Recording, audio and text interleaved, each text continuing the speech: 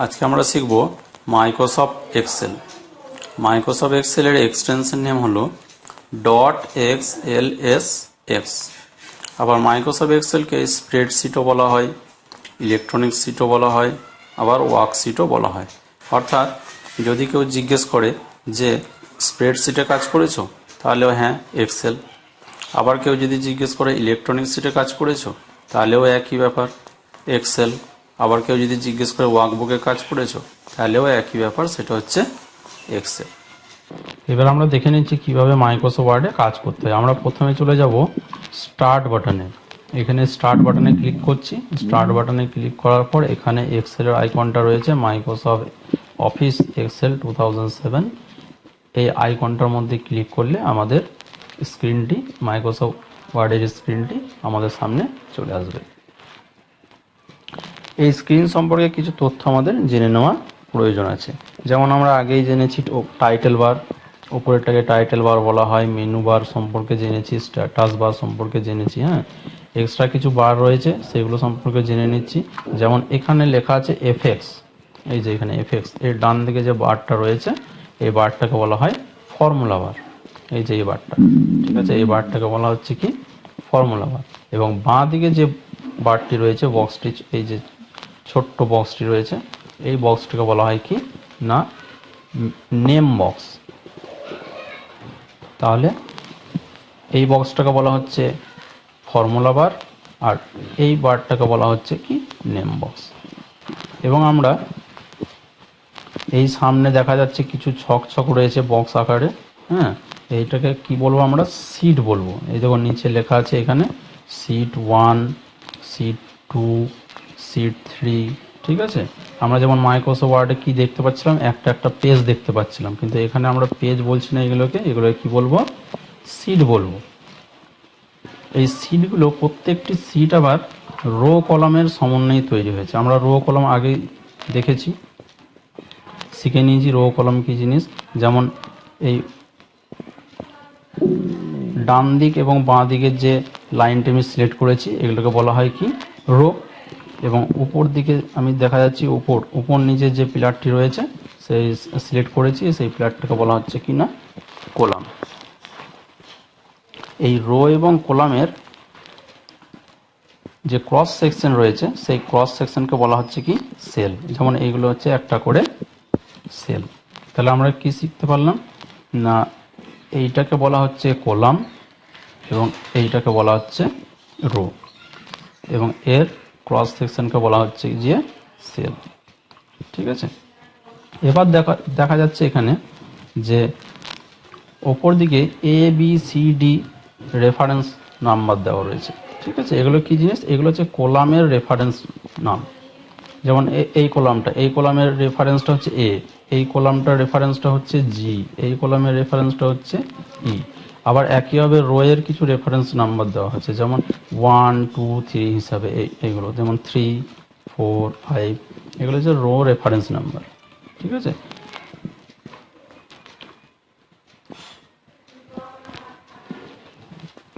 এবং সেলের এই যে সেলগুলো রয়েছে, এবং সেলগুলোরও প্রত্যেকটি একটা একটা করে কি আছে, নাম আছে। কি নাম আছে না, এই সেলটাকে বলা হয় কি না ডি। এই যে কিভাবে দেখবো আমরা, ওপর থেকে ডি এবং এদিক থেকে 7। তাহলে এই সেলটার অ্যাড্রেস হলো কি D7। ঠিক আছে, এই সেলটার অ্যাড্রেস হচ্ছে F7। এই সেলটার অ্যাড্রেস কি হলো A1। বোঝা গেল কিভাবে আমরা সেলটাকে নির্ণয় করছি। এর অ্যাড্রেসটা হচ্ছে, যেমন এই সেলটার অ্যাড্রেস হলো C6 এবং এই সেলটার অ্যাড্রেস হলো L15। এই যে অ্যাড্রেসটা, এই অ্যাড্রেসটা আমরা কোথায় দেখতে পাবো, নেম বক্স। এই যে এখানে নেম বক্সটা শিখিয়েছিলাম, এই নেম বক্সে। যেমন এই সেলটার অ্যাড্রেস হচ্ছে K15, যেটা আমরা সিলেক্ট করেছি। যেমন প্রথম সেলটা সিলেক্ট করছি, প্রথম সেল A1, এই যে লেখা হচ্ছে A1। তাহলে আমরা কি পাচ্ছি না, ফার্স্ট সেল অ্যাড্রেস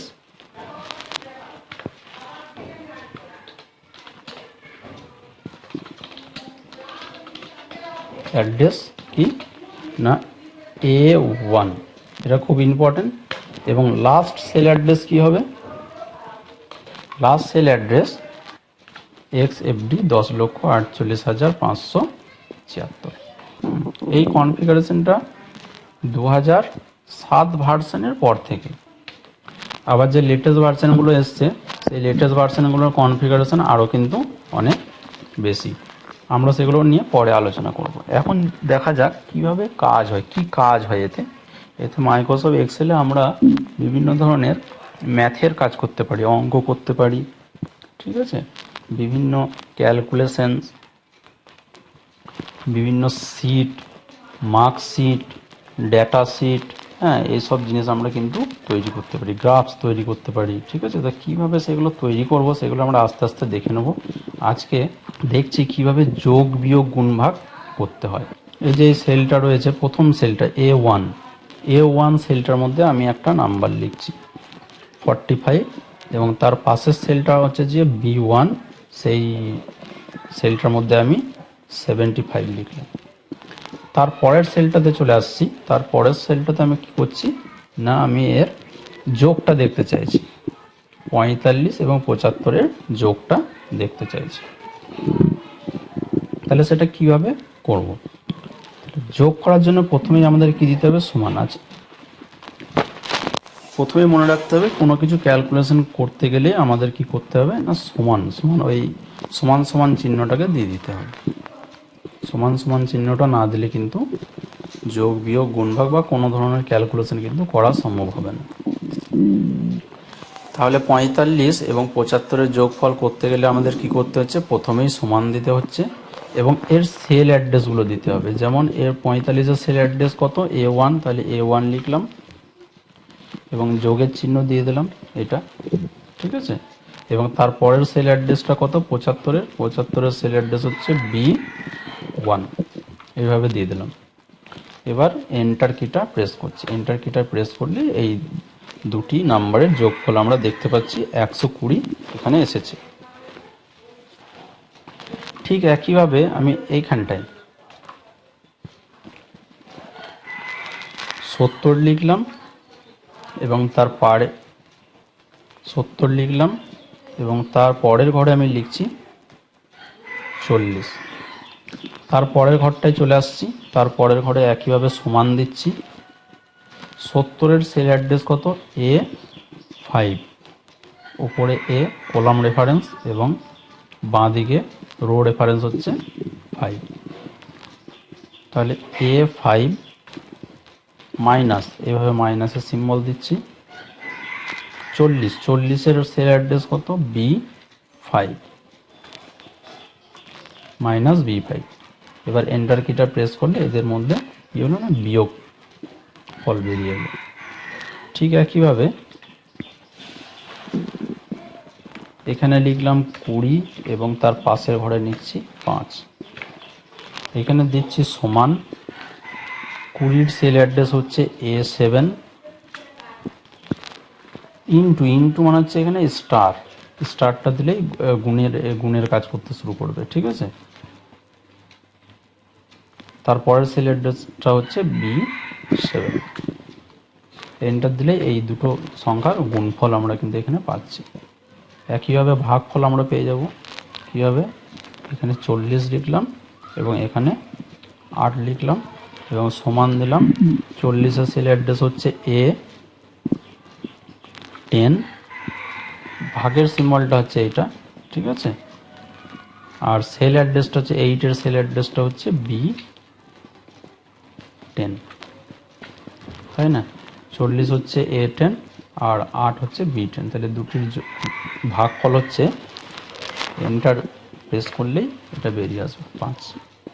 তাহলে আমরা কি শিখলাম? এখানে যোগ শিখলাম, এখানে শিখেছি বিয়োগ, এখানে শিখেছি গুণ এবং এখানে শিখেছি ভাগ, ঠিক আছে। এই 1 নম্বর শিটটার মধ্যে আমরা করলাম। এবার 2 নম্বর শিটটায় চলে আসছি, এই যে এইখানটায়, এটা 1 নম্বর শিটে আমরা কাজ করছিলাম। এবার 2 নম্বর শিটে চলে আসছি, একই জিনিস। দেখো কতগুলো জিনিস লিখছি, যেমন 45 লিখলাম, কতগুলো সংখ্যা লিখে নিলাম এখানে। ঠিক পাশাপাশি তার পাশেও কতগুলি সংখ্যা আমরা এখানে একটা র্যান্ডামলি সংখ্যা লিখে নিই। এবার তার পাশে কি করছি, এই ঘরটায় ক্লিক করে সমান দিচ্ছি 45-এর সেল অ্যাড্রেস কত A1 প্লাস সিম্বল দিলাম, তার পাশের সেলটা মানে হচ্ছে 78 এর সেল অ্যাড্রেস হচ্ছে B1। এন্টারটা প্রেস করলে এর যোগফলটা চলে এলো। এবার কি করব, আমরা এই যোগফলটার উপরে ক্লিক করব। এই যে দেখতে পাচ্ছি আমরা পয়েন্টারটা নড়ছে প্লাস, সাদা প্লাস, এইটা এই কোণটায় নিয়ে গেলে কালো হয়ে যাবে, এই যে এটা, ঠিক আছে। যখন এটা কালো হয়ে যাবে, এইটা হলে হবে না, এই যে অ্যারো, চারটে অ্যারো আসছে, এটা হলে হবে না, প্লাসটা, এই যে প্লাসটা আছে এটাই কালো হয়ে যাবে, ছোট্ট কালো হয়ে যাবে, ঠিক আছে। এবার আমরা কি করব, ক্লিক করে ধরে আস্তে আস্তে এভাবে টেনে দেবো, দিয়ে ছেড়ে দেবো। তাহলে দেখা যাচ্ছে এইখানে পরপর রেফারেন্স অনুযায়ী তাদের যোগফলগুলো আমরা পেয়ে গেছি,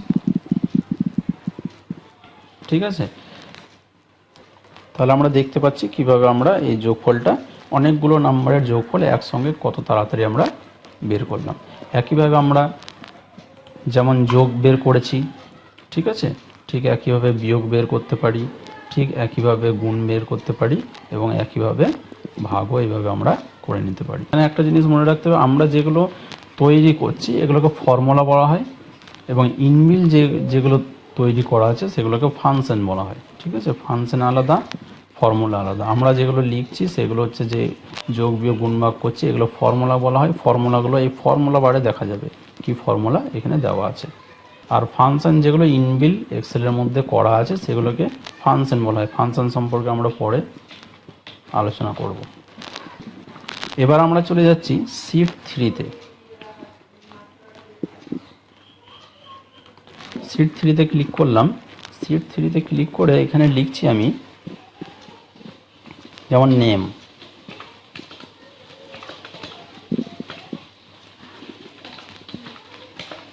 অ্যামাউন্ট, ইয়ার। এবার দেখো আমরা লিখেছি এখানে নেম, অ্যামাউন্ট, ইয়ার, ইন্টারেস্ট, টোটাল অ্যামাউন্ট। এটাকে গোটাটাকে সিলেক্ট করছি। সিলেক্ট করার পর বোল্ড করে দিলাম, এগুলো আগেই শিখেছি। একটু সাইজটাকে বাড়িয়ে নিচ্ছি, এই যে ঘরগুলোকে একটু বাড়িয়ে দিই, এইভাবে ঘরগুলোকে টেনে টেনে বাড়িয়ে দিচ্ছি, দেখা যাচ্ছে। নেম এখানে লিখলাম রাজা।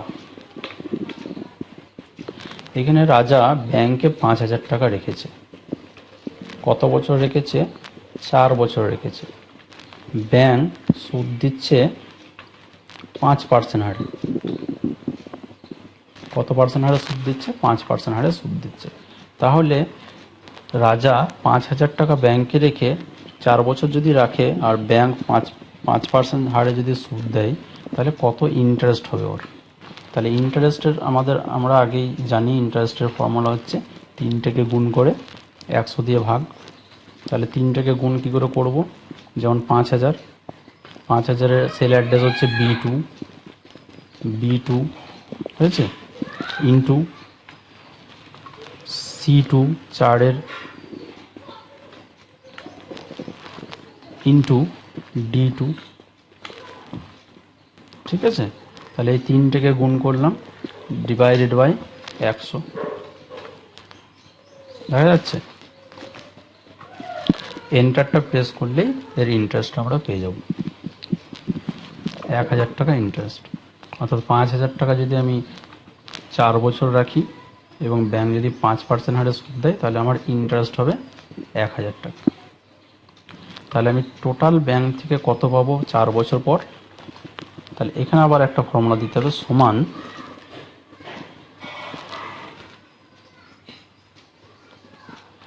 5,000 টাকা ব্যাংকে রেখেছিলাম মানে B2, এবং আমি ইন্টারেস্ট কত পাচ্ছি এখানে?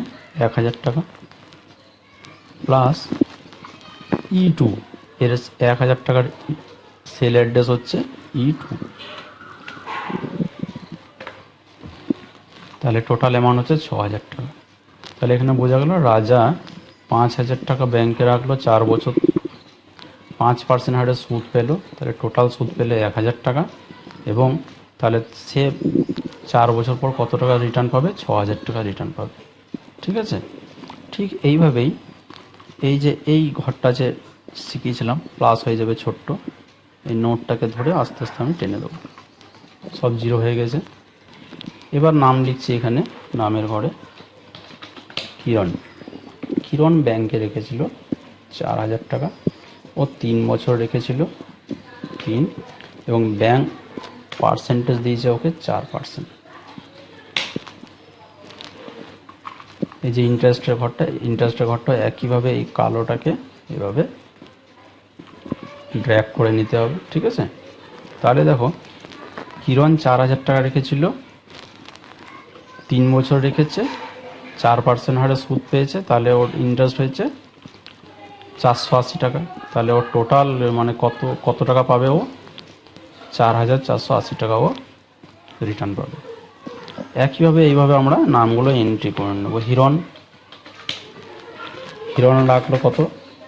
10,000 টাকা, 5 বছর রেখেছে, 5% হারে সুদ দিয়েছে। দেখো এইভাবে অটোমেটিক সব ইয়েগুলো বেরিয়ে যাচ্ছে।